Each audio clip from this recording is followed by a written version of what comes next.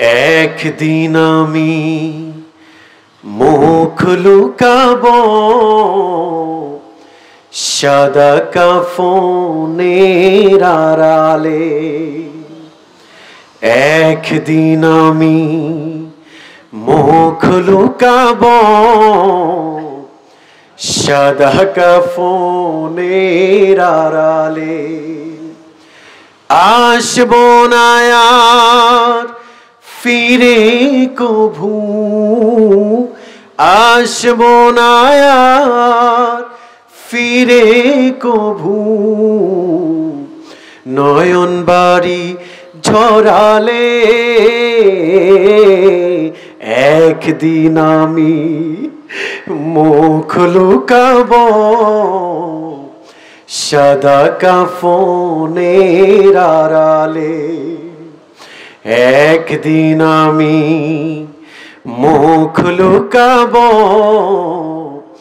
সাদা কাফনের আড়ালে, সাদা কাফনের আড়ালে।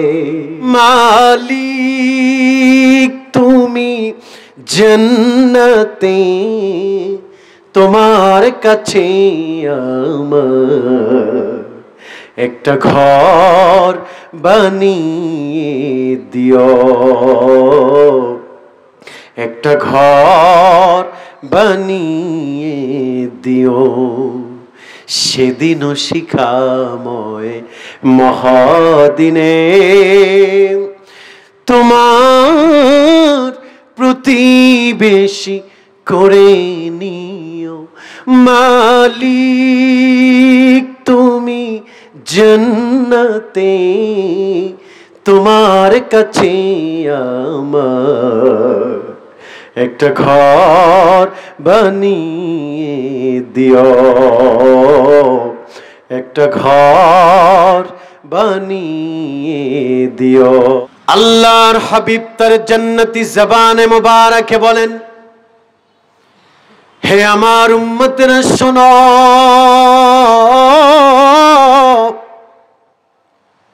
হাদিসটি হচ্ছে কিতাবুল ঈমানের 25 নম্বর হাদিস। নবীজি বলছেন, সালাসুম মান কুন্না ফীহি ওয়াজাদা হালাওয়াতাল ঈমান। যেই ব্যক্তির মাঝে 3টি গুণ থাকবে, কয়টি? যেই ব্যক্তির মাঝে 3টি গুণ পাওয়া যাবে, 3টি ফিতরত পাওয়া যাবে, 3টি আদাত পাওয়া যাবে, রাসূল বলছে ওই ব্যক্তি পৃথিবীতে ইমানদারের স্বাদ পেয়ে যাবে। সুবহানাল্লাহ। গুণ কয়টা? মুখস্থ করা লাগবে। কিন্তু আমি কিন্তু এই কানের সুখ দেওয়ার জন্য আসি নাই, সেই ঢাকা থেকে আসছি, মানে কিছু শিক্ষা অর্জন করা লাগবে, ঠিক কিনা? খালি কানের সুখ নিলেন, কিন্তু সকালে বললো ফয়জুল্লাহ সাহেব কি কয়ে গেছে, কিছু তো মনে তো নাই কিছু, এটা হইব না। কিছু শিখতে হবে মাহফিল থেকে, ওই শিখতে পারলেই আমল করা সহজ হবে, ঠিক কিনা বলেন? তাহলে গুণ কয়টা? আরো জোরে, জোরসে বলেন। 3টা গুণ যার ভিতরে আছে ওই ব্যক্তি ইমানদারের স্বাদ পেয়ে যাবে, ঠিক কিনা? 1 নাম্বার হলো মান কানা আল্লাহু ওয়া রাসূলুহু আহাব্বা ইলাইহি মিম্মা সিওয়াহুমা। আল্লাহর হাবিব ডেকে ডেকে বলেন, হে আমার উম্মতেরা শোনো, যেই ব্যক্তি স্ত্রী, সন্তান, পরিজন, পাড়া প্রতিবেশী, পিতামাতা, অর্থ সম্পদ, প্রভাব প্রতিপত্তি, আভিজাত্য, এমনকি নিজের জীবনের থেকেও যেই ব্যক্তি আল্লাহ এবং তার রাসূলকে ভালোবাসবে, রাসূল বলছেন ওই ব্যক্তি দুনিয়াতে ইমানদারের স্বাদ পেয়ে যাবে। সুবহানাল্লাহ। চিল্লায় পড়েন আল্লাহু আকবার। আমরা কি নবীকে ভালোবাসতে পারছি আসলে? না না না, সত্য করে বললেন, আসলে কি জীবনের থেকে নবীকে ভালোবাসতে পারছি? পারি নাই। যদি পারতাম তাহলে ঈদে মিলাদুন নবীর বিপক্ষে কেমনে মানুষ কথা কয়? কথা বলেন ঠিক কিনা? যিনি হচ্ছেন শারিয়া, শরিয়াত প্রণেতা, যিনি নিজেই বলছেন ইন্নাল্লাহা ফাদ্দালানি আলাল আম্বিয়া, আমি সব নবীদের মাঝে শ্রেষ্ঠ, যিনি নিজেই বলছেন ওতিতুস শাফা, আমি in the day of judgement, কিয়ামতের ময়দানে আমি সবার আগে শাফাত করব আমার উম্মতকে, সুবহানাল্লাহ।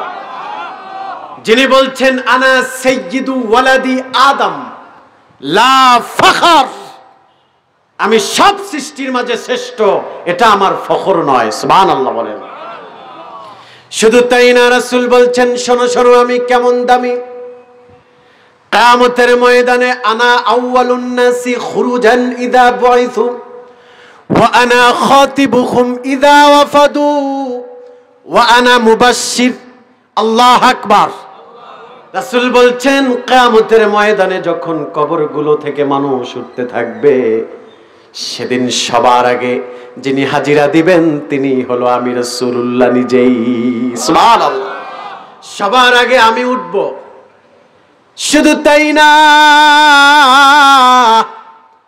আমি রাসূলুল্লাহ আমার প্রেমিক উম্মতের জন্য আমি রাসূলুল্লাহ নিজেই তাদের জন্য শাফাত করব, সুবহানাল্লাহ।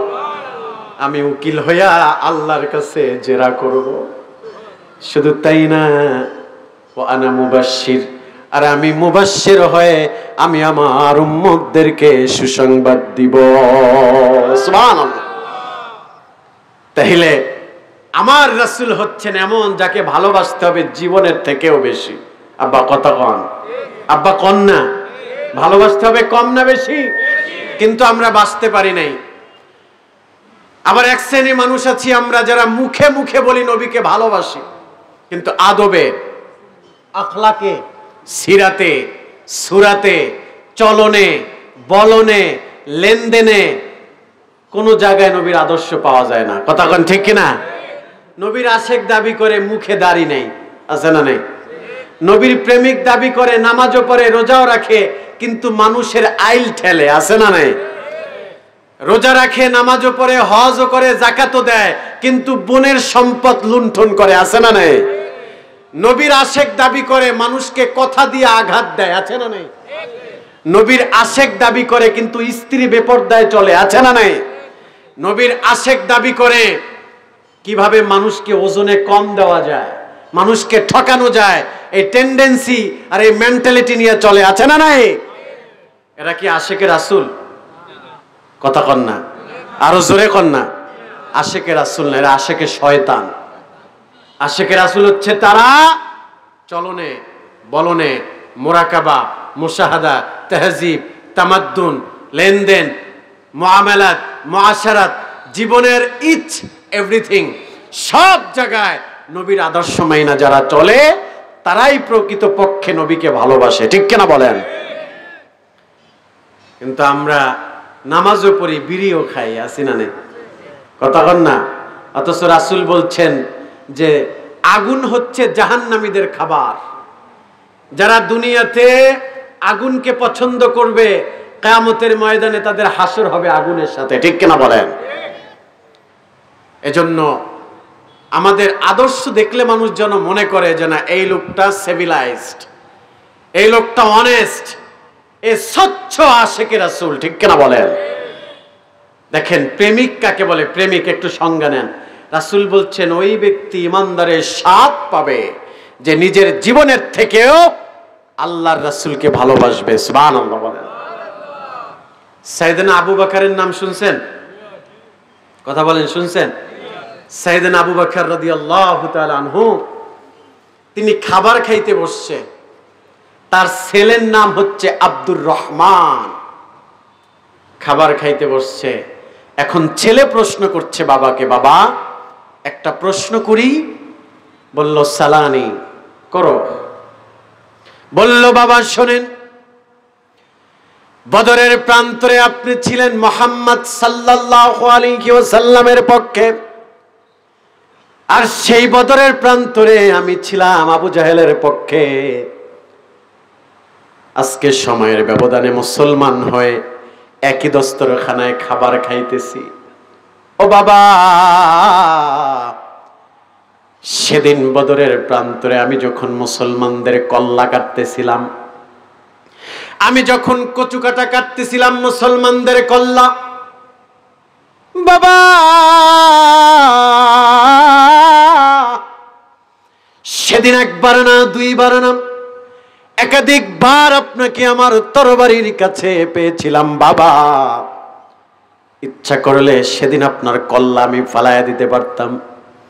যখনই তরবারি নিয়ে বারবার আপনার কাছে গিয়েছি, তখন অন্তরের মাঝে একটা কথাই জাগ্রত হচ্ছে, আহারে কার গলায় ছুরি চালাবো, তিনি তো আমার জন্মদাতা পিতা। আল্লাহু আকবার।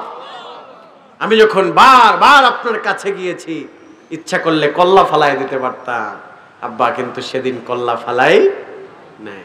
এই কথা বলে শেষ করতে পারে নাই, এর ভিতরে সাইয়েদনা আবু বকর রাদিয়াল্লাহু তাআলা আনহু তিনি খাবারের প্লেটটা সরায়া তিনি দাঁড়ায় আসমানের দিকে তাকায় বলছেন, আল্লাহি তাল্লাহি বিল্লাহি, আল্লাহর কসম করে বলি, যার হাতে আমার জীবন আমার মরণ, তুমি তো আমাকে বদরের প্রান্তরে পাইছো, বাবা হওয়ার কারণে ছেড়ে দিয়েছো।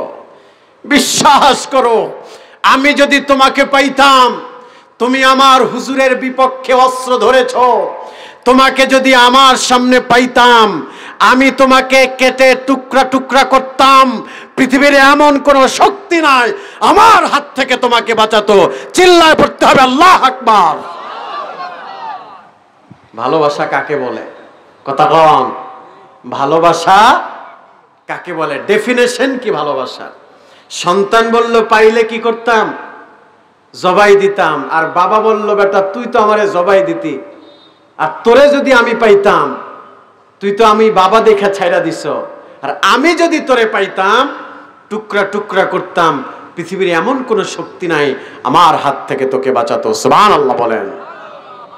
ছেলে কান্না কইরা দিচ্ছে, বাবা বিশ্বাস করেন আমি এখন আপনার থেকেও আমার হুজুরকে বেশি ভালোবাসি। সুবহানাল্লাহ।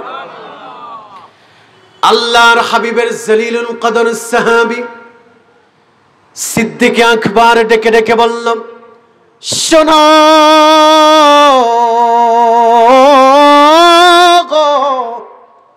ওয়াজাদা হালাওয়াতুল ঈমান, আমি রাসূলুল্লাহ বলে দিলাম, আমি রাসূলুল্লাহ বলে দিলাম, আমি রাসূলুল্লাহর সাহাবী আবু বকর বলে দিলাম, তুমি যেহেতু আমার থেকে আল্লাহর হাবিবকে বেশি ভালোবাসো, তুমি ইমানদারের স্বাদ পেয়ে গেছো। সুবহানাল্লাহ। চিল্লায় পড়েন আল্লাহু আকবার। তাইলে ভালোবাসা কাকে বলে দেখছেন? নিজের সন্তানকেও কম্প্রোমাইজ করা যায় না, নিজের পিতামাতাকেও ছাড় দেয়া যায় না, কারণ নিজের জীবনের থেকে ভালোবাসি আল্লাহ এবং তার রাসূলকে। আবার যদি আপনি তাকান, কিতাবুল মাগাজি খুলেন, দেখেন আপনি বুখারীতে উবাইদ ইবনুল জাররাহ, চিল্লায় পড়েন আল্লাহু আকবার। মনোযোগ আছে? আছে আছে আছে। তাহলে উবাইদ ইবনুল জাররাহ তিনি 5টি বছর বাবাকে দেখে না। কয় বছর? আব্বা কন্যা কয় বছর? 5টি বছর ধরে বাবাকে দেখে না। আহা, 5টি বছর কত ঘুমের ঘরে বাবাকে স্বপ্ন দেখে। আহারে, ঘুম ভাঙলে পরেই বাবার জন্য কান্না করে, কারণ 5টি বছর হয়ে গেছে মুসলমান হয়েছে, কিন্তু তার পিতা জাররা এখনো কাফের রয়ে গেছে। বাবা ছেড়ে আজকে রাসূলুল্লাহর কদমে 5 বছর হয়ে গেছে। মাঝে মাঝে খুব বাবা বলে ডাকতে মনে চায়। ভাইরা আমার, বন্ধুরা আমার, বাবারা, আল্লাহর হাবিব সাল্লাল্লাহু আলাইহি ওয়াসাল্লাম তিনি যখন হুকুম করলেন বদরের প্রান্তরে যুদ্ধে যাওয়ার জন্য, বদরের প্রান্তরে তিনি যখন কাফেরদের কল্লা কাটতেছে, কাদের? কাফেরদের যখন কল্লা কাটতেছে, তিনি একবার না একাধিকবার তার বাবাকে সামনে পাইছে। ওই জাররা যিনি কাফেরের লিডার, এক পর্যায়ে দিল আর মানে না, বাবাকে বলল, বাবা 5টি বছর হয়ে গেছে আপনার চেহারাটা আমি দেখি না। কত কষ্ট করেছেন আমাকে নিয়ে ছোটবেলায়, নিজে না খেয়ে খাইয়েছেন, জীবনের সব সুখ বিসর্জন দিয়ে আমাকে মানুষ করেছেন। বাবা, আমার খুশনসিব কালিমা পড়ে মুসলমান হয়ে গেছি, আপনাকে আবারও দাওয়াত দিচ্ছি। বাবা, বদরের প্রান্তরে এসেছেন, বলছি একটা বার রাসূলুল্লাহর কদমে কালিমা পড়েন। আমি সাক্ষ্য দিলাম, হুজুরকে বলায়া, রাসূলকে বলায়া হাসরের ময়দানে নাজাতের ব্যবস্থা করায়া দিব। সুবহানাল্লাহ, চিল্লায় পড়েন আল্লাহু আকবার। আরে বাবা চোখ রাঙায়া বলছে, তোমার ধর্ম তোমার কাছে, আমার ধর্ম আমার কাছে, যদি আর একটা বার বাড়াবাড়ি করো তোমার কল্লা ফালায়া দেব। বাবা যখন এই কথা বলল, সন্তান মাথা ঘুরায়া তরবারি নিয়ে কয়েক কদম সামনে চলে গেল। চলে যাওয়ার পরে এই টেন্ডেন্সি জাগ্রত হলো, রাসূলুল্লাহর কদমে কালিমা পড়ে মুসলমান হয়েছি। আজকে মূর্তি পূজারী বাবা, দেবদেবী পূজারী বাবাকে আজকে আমি ছেড়ে দিলাম। আহারে, আমার কি ইমানের থেকে মায়াটা বড় হয়ে গেল নাকি? এই কথা চিন্তা করে এবার তিনি সামনে অগ্রসর হতে শুরু করলেন। কারণ তিনি চিন্তা করছেন, কিয়ামতের ময়দানে আল্লাহ যদি আমার কলার ধরে জিগায়, হে উবাইদ ইবনুল জাররাহ, ঈমান এনেছো তাতে কি? কিন্তু তোর মূর্তি পূজারী বাবাকে ঈমানের কাছে তুই তোর বাবাকে বড় বানাইছিলি, তোর বাবাকে ছাড় দিয়েছিলি, তোর ঈমানের 4 আনার দাম আমার কাছে নাই। এই ভয় অন্তরে জাগ্রত হলো। তিনি আবার নাঙা তলোয়ার নিয়ে বাবার কাছে গিয়ে বাবার কাঁধের উপরে তরবারি রেখে বলল, বাবা আখিরি কালাম, শেষ কথা বলছি। বাবা এখনো সময় আছে, কালিমা পড়ে মুসলমান হয়ে যায়। ও বাবা, কিয়ামতের ময়দানে বাবা ছেলে একই জান্নাতে থাকবো। সুবহানাল্লাহ। বাবা যখন আবার রাগান্বিত হলো, সন্তান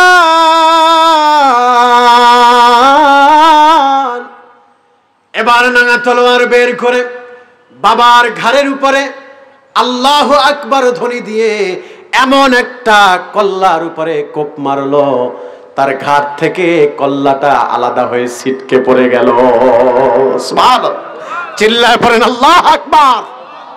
ঈমান কাকে বলে? ঈমান, ঈমানের কাছে কোনো ছাড় নাই। রাসূল হচ্ছে আমার ঈমান, ঠিক কিনা বলেন? যুদ্ধে বিজয় হলো মুসলমানরা। আল্লাহর হাবিব আনন্দ উল্লাস করছেন সাহাবীদেরকে নিয়ে। সাইয়েদনা আবু বকরকে বলছে, আবু বকর, আমার সব সাহাবীদেরকে দেখছি, কিন্তু উবাইদ ইবনুল জাররাহকে তো দেখছি না। সাইয়েদনা আবু বকর একদিকে শ্বশুর হুজুরের, আবার আরেকদিকে প্রিয় সাহাবী, হুজুরের হাতটা ধরে বললেন, ইয়া রাসূলুল্লাহ, ইয়া হাবিবাল্লাহ, উবাইদ ইবনুল জাররাহকে আপনি তালাশ করছেন। সে আজকে যে দৃষ্টান্ত তৈরি করেছে বদরের প্রান্তরে, কিয়ামত পর্যন্ত আপনার উম্মতের জন্য এটা শিক্ষা হয়ে থাকবে। সুবহানাল্লাহ বলেন। রাসূল বললেন, কি দৃষ্টান্ত তৈরি করেছে? বলল, হুজুর, যেই বাবাকে 5টি বছর ধরে দেখে না, যেই বাবাকে বাবা বলে ডাকতে পারে না, সেই বাবাকে এতগুলো বছর পরে পাওয়ার পরেও ঈমানের কাছে কম্প্রোমাইজ করে নাই, বাবার কল্লাটা ঘাট থেকে আলাদা করে দিয়েছে। সুবহানাল্লাহ। আল্লাহর হাবিব চোখের কোণে পানি চলে আসলো, বলল, আমার উবাইদ ইবনুল জাররাহ কোথায়? এই কথা বলার সঙ্গে সঙ্গে আল্লাহর হাবিব সাল্লাল্লাহু আলাইহি ওয়াসাল্লামকে সাইয়েদনা আবু বকর বলেন, হুজুর, মসজিদে নববীর বারান্দায় চাদর মোড়া দিয়া বাচ্চাদের মতো গুনগুন করে কান্না করছে। হুজুর বলল, আমাকে তার কাছে নিয়ে যাও। হুজুরকে ধরে উবাইদ ইবনুল জাররাহর কাছে নেওয়া হলো। উবাইদ ইবনুল জাররাহ হুজুরকে দেখে অস্থির হয়ে বলল, ইয়া রাসূলুল্লাহ, আপনি আপনার জায়গা থেকে আমার পর্যন্ত চলে আসলেন, এটা তো আমি মানতে পারি না। হুজুর বলল, কথা হবে পরে, আগে বুকের মাঝে আসো। সুবহানাল্লাহ, আল্লাহু আকবার। আগে কলিজায় আসো। বুকের মাঝে আসলো, শক্ত করে ধরলো, কপালে চুমু দিল, গালে চুমু দিল, আর বলো উবাইদ ইবনুল জাররাহ, শোনো, যে দৃষ্টান্ত তৈরি করেছো, আমি রাসূল বললাম হাসরের ময়দানে রাসূল যখন জান্নাতে যাবে উবাইদ ইবনুল জাররাহকে ছাড়া জান্নাতে যাবে না। সুবহানাল্লাহ বলেন, চিল্লায় পড়েন আল্লাহু আকবার।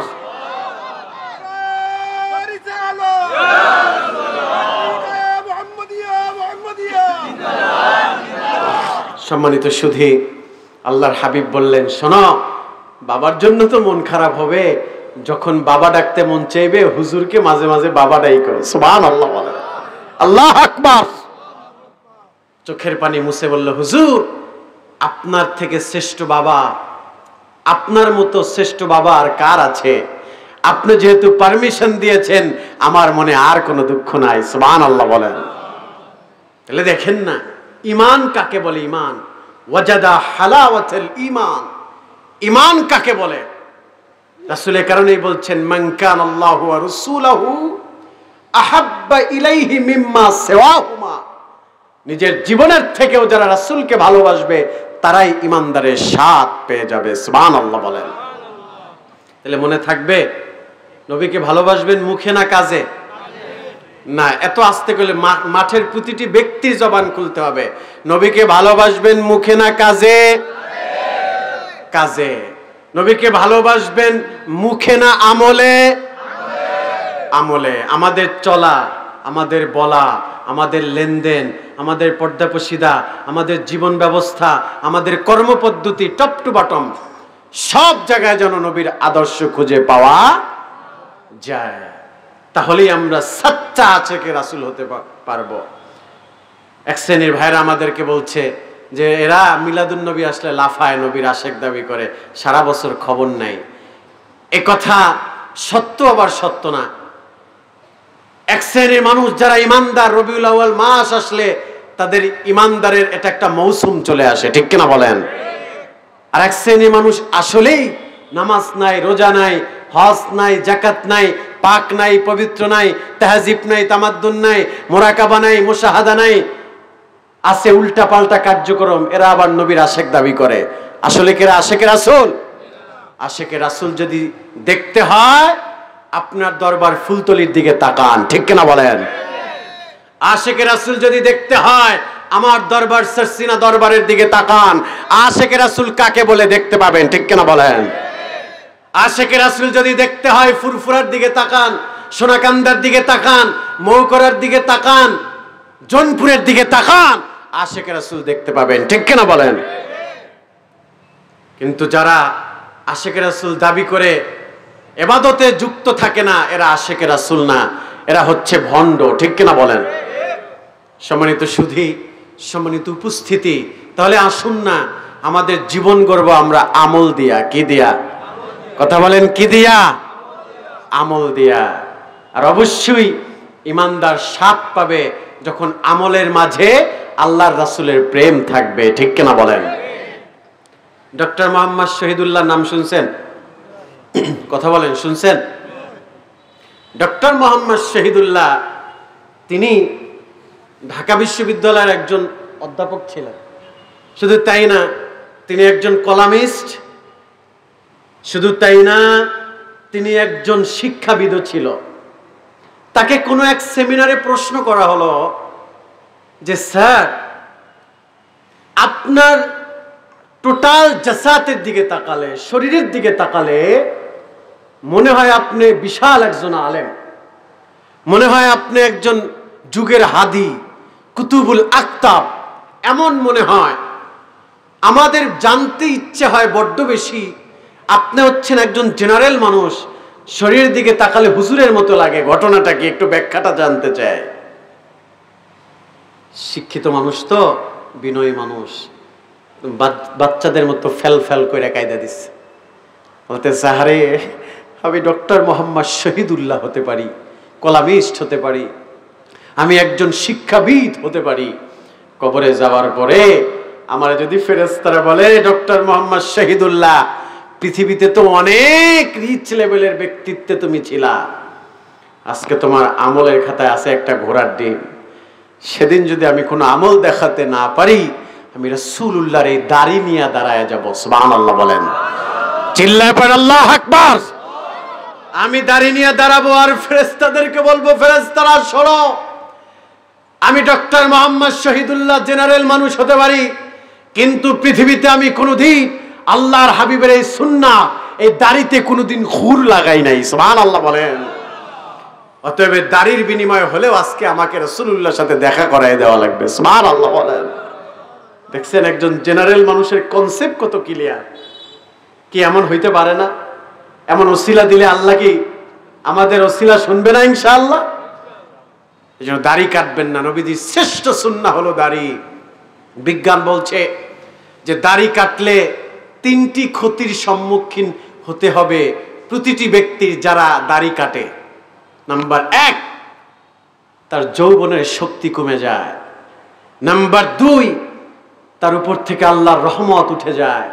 নাম্বার 3, তার রিজিকে কোনো বারাকা থাকে না, রিজিকের অভাব আয়তন সব সময় থাকেই।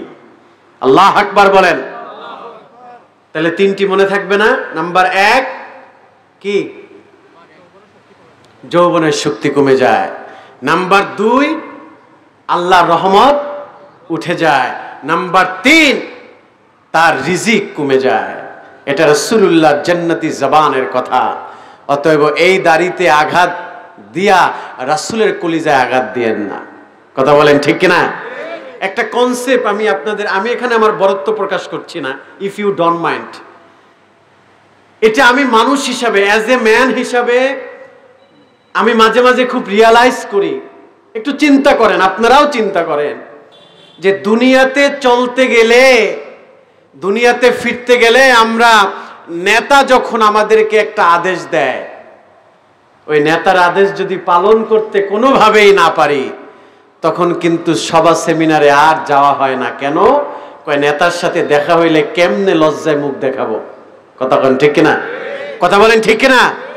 তাহলে দুনিয়ার নেতাকে খুব বুঝলা, অথচ যেই নবী আমাদের জন্য না খেয়ে থেকেছে, আমাদের জন্য পেটে পাথর বেঁধেছে, আমাদের জন্য উহুদের প্রান্তরে রক্ত ঝরিয়েছে, দান্দান মোবারক শহীদ করেছে, সাহাবীরা চক্ষু হারিয়েছে, সাহাবীরা জীবন দিয়েছে, আল্লাহর হাবিবের আহলে বায়েত শহীদ হয়েছে। আল্লাহর রাসূল যদি হাসরের ময়দানে কলার ধরে জিগায়, দুনিয়াতে অনেক রিচ নিয়ে চলেছো, আজকে আমি রাসূল বললাম, কি আমল নিয়ে এসেছো আমাকে দেখাও। সেদিন যদি রাসূলুল্লাহর সামনে এমন প্রশ্ন রাসূল করে বসে আর আমলের খাতা দেখাতে গিয়ে যদি আমরা লজ্জিত হই, তাহলে আমাদের থেকে হতভাগা আর কেউই হবে না। ঠিক কিনা বলেন? দুনিয়ার নেতাকে খুব চিনলেন, কিন্তু আখিরাতের ময়দানে রাসূলুল্লাহর সামনে কেমনে দাঁড়াবেন চিন্তা করছেন? একটু চিন্তা কইরেন ভাই। ওয়াজ নসিহত তো শুনেন অনেক, সিলেট হচ্ছে এমন একটা জায়গা, ওয়াজ নসিহতের শ্রেষ্ঠ জায়গা সিলেট। ডে বাই ডে মাহফিল চলে, এনি টাইম মাহফিল চলে, কিন্তু সফলতা সেখানে, মানতে পারে মানুষ যেখানে। ঠিক কিনা বলেন? একটু রিয়ালাইজ করেন যে হুজুরের সামনে দাঁড়ায়া হুজুর যদি বলে, বেটা তোর জন্য না খেয়ে থেকেছি, তোর জন্য দুনিয়াতে মদিনায় আমি শুয়ে শুয়ে কেঁদেছি, তোর জন্য জীবন ভর স্যাক্রিফাইস করেছি, আজকে কি আমল নিয়ে এসছো আমাকে দেখা। সেদিন দেখাতে না পারলে আমাদের থেকে হুজুর বেশি কষ্ট পাবে। ঠিক কিনা? হুজুর বেশি লজ্জিত হবে যে এই হারামীদের জন্য আমি কি না করলাম, কিন্তু এরা কি করলো আমার জন্য। তাই আসুন না, রাসূলকে ভালোবাসবো আমরা মুখে না আমলে। সবাই বলেন মুখে না আমলে। আমলে। আজকে ঈদ মিলাদুন নবীর এই মাহফিল থেকে প্রতিজ্ঞাবদ্ধ হব, আমরা জীবনে কোনো দিন নবীর সুন্নাহকে আমরা ছাড়বো না, মাইনাস করব না, নবীর সুন্নাহকে আঁকড়ে ধরবো। রাজি আছেন তো? রাজি আছেন? কারা কারা রাজি আছেন দু হাত তুলে আল্লাহকে দেখান। নারায়ে তাকবীর, নারায়ে রিসালা, হাত নামান। তাহলে নাম্বার কত গেল? কত গেল? 1 নাম্বার 1 বলছি না, হাদিসের ভিতরে ইমানের 7 পাবে কয় শ্রেণীর ব্যক্তি? আমার দিকে তাকান, আমার দিকে। কয় শ্রেণী? তাহলে গেল কয় নাম্বার? 1 নাম্বার। যেই ব্যক্তি নিজের জীবনের থেকেও আল্লাহ এবং তার রাসূলকে ভালোবাসবে, ওই ব্যক্তি ইমানদারের স্বাদ পেয়ে যাবে। ঠিক কিনা বলেন? নাম্বার 2 হলো আল্লাহর হাবিব তার জান্নাতি জবানে মুবারকে বলেন, হে আমার উম্মতেরা শোনো, ওয়ামান ইউহিব্বুল মারআ লা ইউহিব্বুহু ইল্লা লিল্লাহ। রাসূল বলেছেন, ওই ব্যক্তি দুনিয়াতে ইমানদারের স্বাদ পাবে তো তারা জান্নাতি মানুষ হয়ে যাবে। রাসূল বলেছেন 2 নাম্বার হলো ওয়ামান ইউহিব্বুল মারআ লা ইউহিব্বুহু ইল্লা লিল্লাহ। যেই ব্যক্তি দুনিয়াতে মানুষকে, পিতামাতাকে, আত্মীয় স্বজনকে, পাড়া প্রতিবেশীকে ভালোবাসবে আল্লাহর জন্য, আবার যদি ঘৃণাও করা লাগে তাও করবে আল্লাহর জন্য। সুবহানাল্লাহ বলেন, আল্লাহু আকবার বলেন। মানে ভালোবাসবে আল্লাহর জন্য মানুষকে, আবার ঘৃণাও করবে কিসের জন্য? আল্লাহর জন্য। এই নিয়ম কি সমাজে আছে? না, কথা কয় না। আছে? নাই। একটু সত্য কথা কইেন। নাই নাই। এক কাপ চা খাওয়াইতে গেলেও স্বার্থ আছে সেখানে। ঠিক কিনা বলেন? চাচা মুরব্বী মানুষ ব্যাগটা একটু টাইনা দিচ্ছে, বাজারের ব্যাগ, সেখানেও স্বার্থ। কয় কি লাগা টানতেছো? কয় 2 দিন পরে একটা বিচার ব্যবস্থা আছে, চাচার একটু হেল্প করতেছি যাতে আমার পক্ষে কথা কয়। কথা কন ঠিক কিনা? এক বন্ধু আর এক বন্ধুকে ট্রিট দেয়, ট্যুরে নিয়ে যায়, সিগারেট খাওয়ায়, এখানে স্বার্থ আছে না নাই? দুনিয়াতে সব কাজে স্বার্থ। আহারে, এক কাপ চা খাওয়াইতে গেলেও সেখানেও স্বার্থ খোঁজে। নেতাকে দাওয়াত দেয়, বিশাল আয়োজন করে। কয় কি কারণে নেতারে দাওয়াত দিছো? কয় 3 দিন পরে আমার মেয়ের বিয়া, নেতাকে দাওয়াত দিয়েছি, আমার প্যান্ডেলটা এমন সুন্দর করে সাজাবো, নেতাকে এমন ভাবে আহলান সাহলান মারহাবা দিব, নেতা খুশি হইয়া 50,000 টাকার একটা বান্ডিল দিয়া যাইব। কথা কন ঠিক কিনা বলেন? নেতাকে দাওয়াত দেয় মনোরঞ্জনের জন্য, আসবে, মেয়ের বিবাহ খাবে আর মাল দিয়া যাবে। কথা কন ঠিক কিনা বলেন? অথচ পাশের বাড়ির গরিব মানুষটা একবেলা খাইতে পারে না, খবর নেয় না। হে সিলেটের মুসলমান, মানুষ মানুষের জন্য করে, স্বার্থের জন্য, কিন্তু আল্লাহর জন্য করে না। যদি করত তাহলে বিবাহের ভিতরে ধনী মানুষদেরকে দাওয়াত কম দিয়া গরিবদেরকে বেশি দিত। আরে পাশের বাড়ির গরিব মানুষটা খাইলো কিনা কপাল পোড়া একটু খোঁজও নেয় না। আর যার দাওয়াতের অভাব নাই তাকে আরো 10টা দাওয়াত দেয়। কারণ কি? কারণ হলো খায়া মাল দিয়া যাইতে পারবে। কথা কন। এই নিয়ম আপনাদের অঞ্চলে আছে? ওমা এদিকেও আছে? আমি তো ভাবছি শুধু ঢাকায়, এদিকে আছে? আছে? ওরে আল্লাহ, সব জায়গায় যত তেল মারতে পারে অতই লাভ। অথচ রমজান মাস আসলে পাশের বাড়ির চাচিটা, চাচাটা, চাচাতো ভাইটা ঠিক মতো ইফতারিও করতে পারে না। ঠিক কিনা বলেন? খবর নাই। ঢাকার মানুষ অনেক স্বার্থপর। শুনুক, ইন্টারনেটের মাধ্যমে শুনুক। ঢাকার মানুষ অনেক স্বার্থপর। পাশের ফ্ল্যাটে ময়রা থাকলেও খোঁজ নেয় না। কথা বলেন ঠিক কিনা? আমি যেই ফ্ল্যাটে থাকি, ওই ফ্ল্যাটে আজকে আমি 4 বছর। আপনি বিশ্বাস করেন, আমার পাশের ইউনিটে কে থাকে আমি আজও পর্যন্ত চিনি না। আজও পর্যন্ত কি চিনি না? তাহলে কত হতভাগা আমরা। আমার ওয়াইফ মাঝে মাঝে বলে, আপনি থাকেন না বাসায়, মেয়েটা নিয়ে আমি থাকি, খুব মনে চায় যে পাশে ফ্ল্যাটে ভাবির কাছে একটু যাই। জানেন কয়দিন গেলাম, নখ দিলাম, কিন্তু খোলেই না। মানুষ না গরু না ছাগল, এইটাই মনে করে না। এতবার নখ দিলাম, খুলে না। তা আমার দুঃখ লাগে যে তাহলে আপনি প্রতিবেশীর হক কেমনে আদায় করবেন? রাসূল সাল্লাল্লাহু আলাইহি ওয়াসাল্লামের যুগে সাহাবীদের গোসল ফরজ হলে, হ্যাঁ এটা হাদিসের কথা, গোসল ফরজ হলে নিজের বাড়িতে পানি না থাকলে অপর সাহাবীর ঘরে ঢুকে যেত, অনুমতি লাগতো না, গোসল করে চলে আসতো। কতটা আন্ডারস্ট্যান্ডিং ছিল। আর আমার পাশে ফ্ল্যাটে কে আছে আজকে 4 বছর, মানুষ থাকে না, গরু থাকে না, ছাগল থাকে, আমি জানি না। আমি আজও পর্যন্ত চিনি না আমার পাশে ফ্ল্যাটে কে থাকে। কেন? তারা এলিট পার্সন, তারা হায়ার এডুকেটেড, তারা একদম বিগ লেভেলের ব্যক্তিত্ব, তারা ধনী। আমার ওই বিল্ডিং এ সব অফিসাররা থাকে, এলজিডি মন্ত্রণালয়, সচিব, অমক সমক, আমি শুধু গরিব আর সব বড় লোক। আমি মাঝে মাঝে স্ত্রীকে বলি, তুমি গরিব মানুষ, মানুষের বাসায় নখ দিও না, তুমি তোমার মতোই কি করো, থাকো। তো সম্মানিত সুধী, দুঃখ করে বলতে হলো, কেন? কারণ আজকে সুশীল সমাজের স্লোগান দেই, কিন্তু ভ্রাতৃত্বর ক্ষেত্রে আমাদের অনেক অলসতা আছে না নাই? ভ্রাতৃত্ব বন্ধনে আমাদের কোনো অবদান নাই। আমরা শুধু তোতা পাখির মতো বলতেই পছন্দ করি, আমি হুজুর এখানে বলে গেলাম, আমার দায়িত্ব শেষ। কিন্তু আমার ব্যক্তিগত জীবনে তালাশ করে দেখবেন, আমি যা বলতেছি তা নিজেই আমল করি না। কথা কোন ঠিক কিনা? তাহলে মানুষ পরিবর্তন হবে কিভাবে? সিভিলাইজড সমাজ কিভাবে তৈরি হবে? যেটা নিজে বলি সেটা যেন আমল করতে পারি। কথা কোন ঠিক কিনা? তাহলে মানুষকে খাওয়াবেন, ভ্রাতৃত্ব তৈরি হবে। খাওয়াবেন কার জন্য? কথা বলেন, কার জন্য?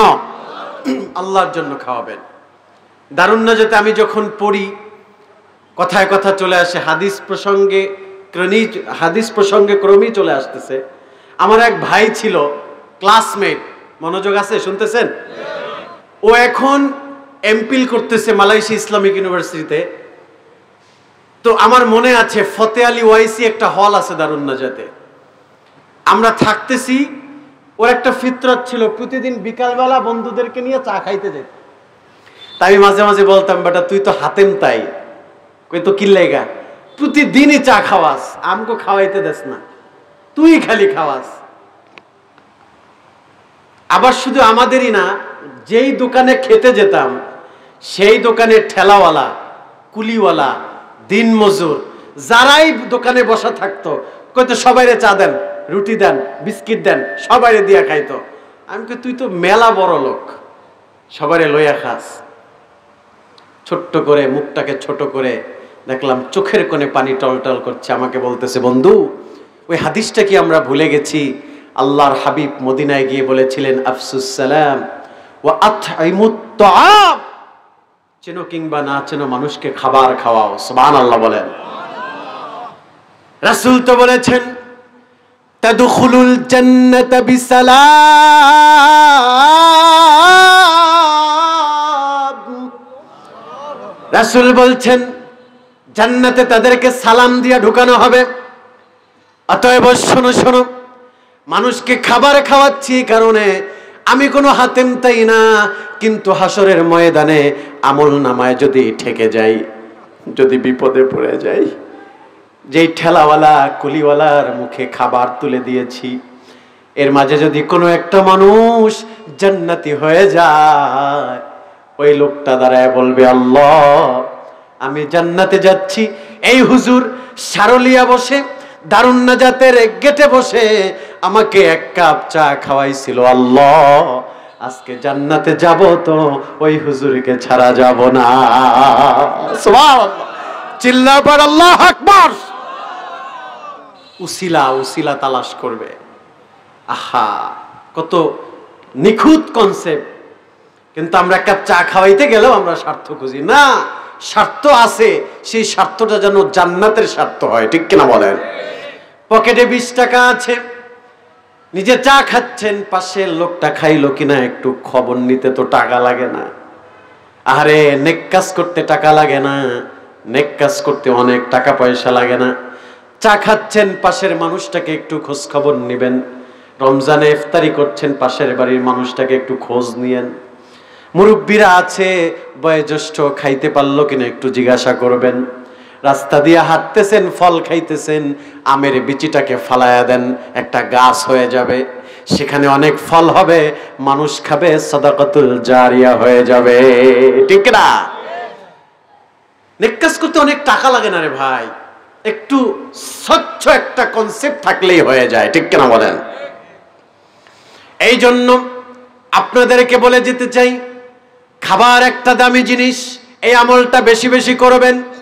আলহামদুলিল্লাহ, আমরা পীরপন্থী মানুষরা তাসাউফপন্থী মানুষরা আমরা ফতুয়াকে পরোয়া করি না, আমরা অবশ্যই মাহফিলের শেষে, সেমিনারের শেষে আমরা মানুষকে সিন্নি খাওয়াই, ঠিক কিনা বলেন? আমরা এতে মিস করি না, এটা আমাদের নবীর সুন্নাহ, ঠিক কিনা বলেন? মানুষকে খাওয়াবেন, খাওয়াইলে সওয়াব। আল্লাহর হাবিব সাল্লাল্লাহু আলাইহি সাল্লামের এক সাহাবী, বুখারী বর্ণনা, ওই সাহাবী 3 দিন ধরে না খাওয়া। কয়দিন? 3 দিন ধরে না খাওয়া, একটু পানিও খেতে পারে নাই, একটু পানি পর্যন্ত সে 3 দিন রোজা রেখেছে, এক ফোঁটা পানি পর্যন্ত তার মুখে পড়ে নাই। তিনি আরেক সাহাবীকে ডেকে ডেকে বলল, ভাই রে, 3 দিন ধরে না খাওয়া, সিয়াম আদায় করছি, সিয়াম পালন করছি, মুখে একটু পানি পর্যন্ত পড়ছে না, আমাকে কি একটু খাবার খাওয়ানো যায়? ওই সাহাবী, তিনি নিজেও গরিব মানুষ, তিনি বলল, হ্যাঁ, টেনশন করো না, তোমাকে আমি খাওয়াবো। সিলেটের মুসলমান, দিলের কান লাগায়া শোনো, ওই সাহাবী দৌড় দিয়ে ঘরে চলে গেছে, স্ত্রীর কাছে ডেকে ডেকে বলল, প্রাণের স্ত্রী শোনো, ঘরে কোনো খাবার আছে কিনা? বলল, কেন? আল্লাহর হাবিবের একজন জলিলুল কদরের সাহাবীকে আমি দাওয়াত দিয়ে ফেলছি।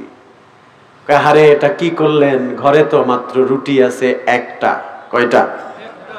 সবাই বলেন কয়টা? একটা মাত্র রুটি আছে। আমি চিন্তা করেছি একটা রুটি 3টা ভাগ করে 3 জনে পানি খায়া ঘুমায়া যাব। সাহাবী স্ত্রীর কপালে চুমু দিয়ে বলল, স্ত্রী শোনো গো, আমাদের খাওয়ার দরকার নাই, আমার কলিজার টুকরা মুসলমান ভাই, সাহাবী ভাই, তার মুখে খাবার দিতে পারলে আমার কলিজা ঠান্ডা হয়ে যাবে। সুবহানাল্লাহ। অতএব টেনশন করো না, এই খাবারটা আমরা খাবো না, এটা আমার ওই ক্ষুধার্ত সাহাবী ভাইকে দিব। সুবহানাল্লাহ বলেন। আহা, তাকে আসতে বলল, ফাগফা ইসরাজ, স্ত্রীকে বলল, শোনো, রাতের বেলা যখন আমার ভাই আসবে, তাকে বলে আসছে যে আপনি এশারের নামাজ পড়ে আমার বাসায় আসেন। স্ত্রীকে বলল, ফাগফা ইসরাজ, যখন সে আমার ঘরে প্রবেশ করবে আলোটাকে বন্ধ করে দিবা, এরপরে খালি একটা প্লেট দিবা, আমাকে তো সে বলবে যে ভাই আপনিও খান, তা আমি যদি তার সাথে খাই সে কি খাবে? অতএব আমাকে খালি একটা পাত্র দিবা, আমি ওই খালি পাত্রে নাড়াচাড়া করব, উনি বুঝবে আমি খাইতেছি, আর উনি নিজে খাইতে থাকবে, ওনার পেটটা ভরলে আমার শান্তি। সুবহানাল্লাহ বলেন। যেমন কথা তেমন কাজ। হে আমার কলিজার টুকরা যুবক, শোনো শোনো, হে আমার দাড়ি পাকনেওয়ালা বাবা, যেমন কথা তেমন কাজ। রাতের বেলা যখন ওই সাহাবী ঘরে ঢুকলো, আল্লাহর হাবিব সাল্লাল্লাহু আলাইহি সাল্লামের সাহাবী, ওই সাহাবী লাইটটাকে, আলোটাকে বন্ধ করে দিছে। সুবহানাল্লাহ। বন্ধ করে দিয়ে তাকে খাবার দিল, আর স্ত্রীকে কানে কানে বলল, আমার বাচ্চাটাকে তুমি ফাঁকে ঘুম পাড়ায়া দাও, ও ক্ষুধা নিয়ে ঘুমাক, কালকের ব্যবস্থা কালকে হবে। সুবহানাল্লাহ বলেন। আর এদিকে ওই ক্ষুধার্ত সাহাবীর পাশে বসে তিনি খালি প্লেটের উপরে হাত নাড়াচ্ছে, শব্দ করছে, ওই সাহাবী ভাবছে আমিও খাচ্ছি, উনিও খাচ্ছে। সুবহানাল্লাহ বলেন। ভাইয়েরা আমার, বন্ধুরা আমার, বাবারা, গভীর মনোযোগে শোনেন। এবার খাবার খাইলো, পেটটা ভরে গেল, তাকে বুকে আলিঙ্গন করে তাকে বিদায় করে দিল। স্বামী আর স্ত্রী সন্তান পেটে ক্ষুধা নিয়া রাতের বেলা ঘুমায়া গেল। ফজরের আজান হয়ে গেছে রে।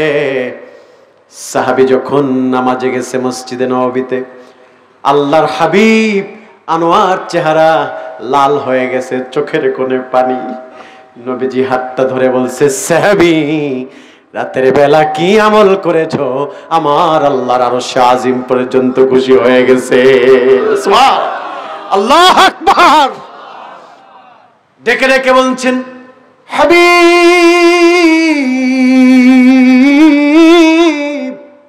ইয়া রাসূলুল্লাহ, হাবিবাল্লাহ, তেমন কোনো আমল করি নাই, তেমন কোনো আমল করি নাই, শুধু নিজে না খেয়ে আমার এক ক্ষুধার্ত ভাইকে খাওয়াইছি। সুবহানাল্লাহ বলেন। আল্লাহর হাবিব সাল্লাল্লাহু আলাইহি ওয়াসাল্লাম বললেন, শোনো গো, তুমি তো না খায়া তাকে খাওয়াও নাই, বলো তুমি, বরং তুমি তাকে খাওয়ায়া তুমি খাওয়ার বিনিময়ে আল্লাহর কাছ থেকে জান্নাত কিনে নিয়েছো। সুবহান। মালিক তুমি জান্নাতে, তোমার কাছে আমার একটা ঘর বানিয়ে দিও, একটা ঘর বানিয়ে দিও। সেদিনও শিখাময় মহাদিনে তোমার প্রতিবেশী করে নিও। মালিক তুমি জান্নাতে, তোমার কাছে আমার একটা ঘর বানিয়ে দিও, একটা ঘর বানিয়ে দিও।